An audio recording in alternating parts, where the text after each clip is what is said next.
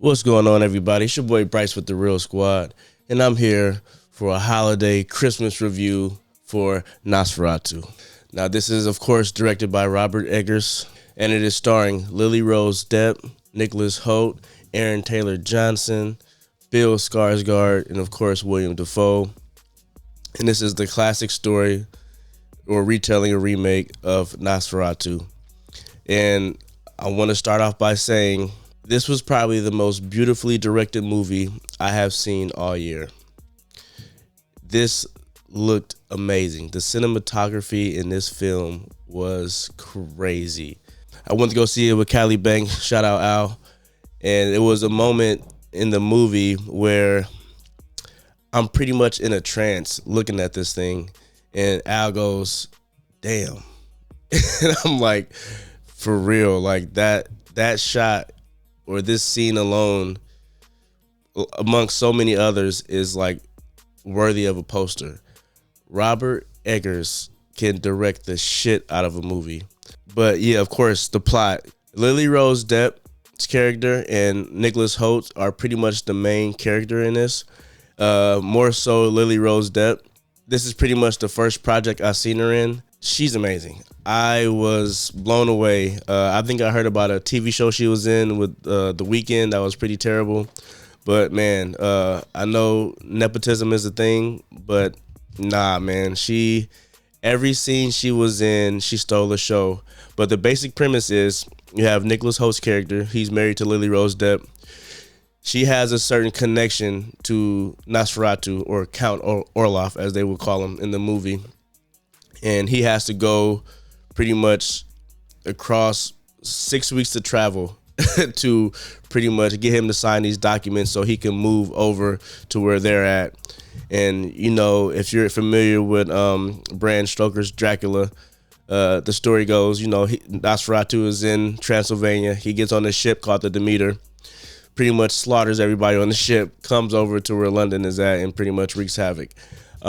That's kind of like the bones of the story. But when you get to the meat and the potatoes, man, it's so amazing. Everybody from Aaron Taylor Johnson, knowing that he was just in Craven, and Craven's such a terrible movie, he really shines in here. This guy can act, all right? Nicholas Hoult, who is always good, and he's in a lot of things. He's going to be Lex Luthor in the new Superman movie. William Dafoe, there was a moment watching the movie when I'm like, okay, he's playing pretty much the Van Helsing character, like a eccentric scientist who's able to dive into like the spirituality and the occult when it comes to science. And he's like, you know, the classic frowned upon by the scientific community, and he's shunned, but in reality, he's on to something. Bill Skarsgård as Count Orloff, or Nosferatu, unrecognizable. Could not tell that was him. And with this Nosferatu, or this interpretation of a vampire, it's not your typical. Typically, they're really good-looking, smooth, very suave type of characters. Nah, not this Nosferatu. It took a minute to me even realize and accept that this is the character.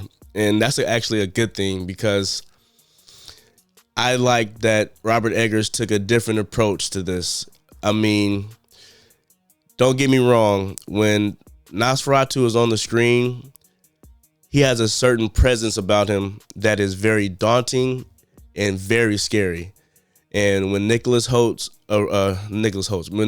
arrives to his manor, you can see him, like the fear in him start to build up just being around this dude. And it is crazy the way he moves and how deep his voice is. I'm not sure if that's Bill Skarsgård doing the voice. I would actually be surprised, because there's nothing about this character that tells you that it's Bill Skarsgård. And he is kind of famous for the way he looks. Like, for example, him playing Pennywise, you can pretty much kind of still see his face. And they'll go out of the way to actually show his face in it. But here, it's more so like he is in the dark, but it is moments where you see him, and this dude he is terrifying. But it is something about the way he speaks and how dominant he is, that is very alluring. So you can't, once you're in his presence, you can't get away. He is straight to business. This thing, or this creature, knows what he wants, and that's the bottom line.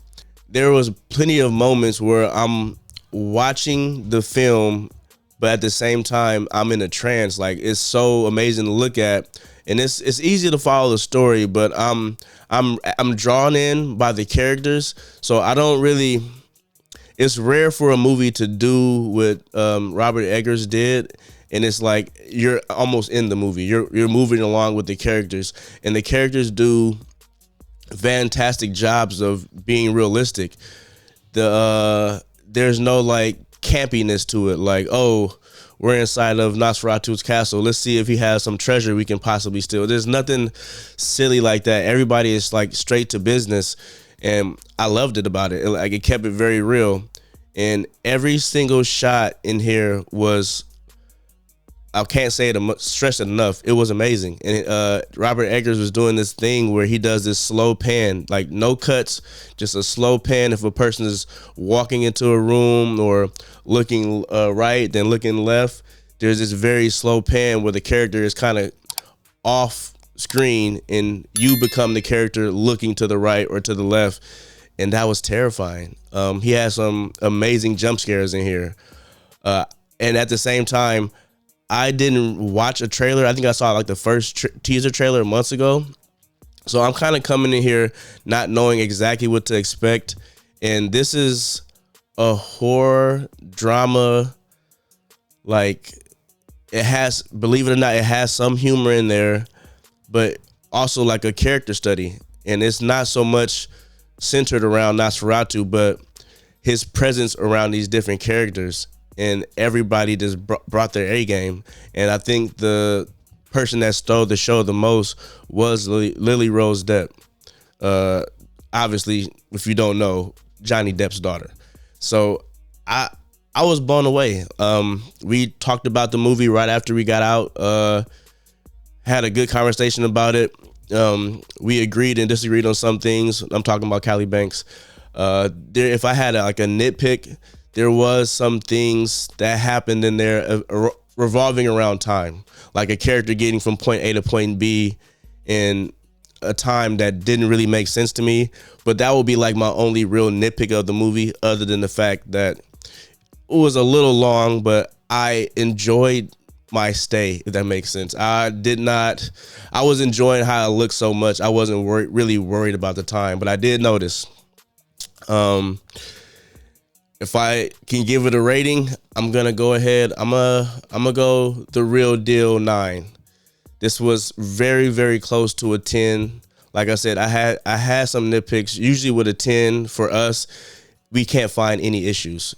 And for what it was, that would be my only nitpick of that time miscommunication and how some people were getting from point A to point B in ridiculous amounts of time. If you see the movie, you'll pretty much know what I'm talking about, because it's kind of obvious. It's heavily implied. They say how long it should take to get from here to here, and it doesn't seem that way. But I highly recommend Robert Eggers' Nosferatu for Christmas in this weekend. It is not your typical Christmas movie, but it is an awesome time at the theater. It is a very awesome time at the theater. Let me just put emphasis on that. And I think Sonic the Hedgehog is still out, but I think these two movies will be the highlights of this holiday and this Christmas. So yeah, do yourself a favor and go check that out. If you're a film movie buff, this is for you. Do me a favor, hit that like button, hit that subscribe button, and of course that notification bell so you can be up to date when we drop new review videos. And of course, we go live every week. We'll be going live tomorrow, Thursday. It's usually Thursday where we go live around 9:30. So yeah, make sure you tap in. We'll be talking some more Christmas stuff tomorrow. And yeah, thank you for stopping by. This has been Bryce. And right before I get out of here, I have to show you the popcorn bucket. And yes, Nosferatu has a popcorn bucket. And hold on, it's a coffin. It's his coffin. And hold on, I'm gonna get a close-up view for you. It's made out of tin, and has a lot of detail on it. All the images are raised like off of it, so you can kind of like feel the texture on it, and then it's pretty much identical to his coffin in the movie. So great popcorn bucket. I think it's the last pickup of the year. I will be doing a popcorn bucket review. I might drop it on social media, so make sure you follow us at _Real Squad on TikTok and Instagram. But yeah, man, appreciate you guys for coming through. It's been Real with the Real Squad, and I'm out. Peace.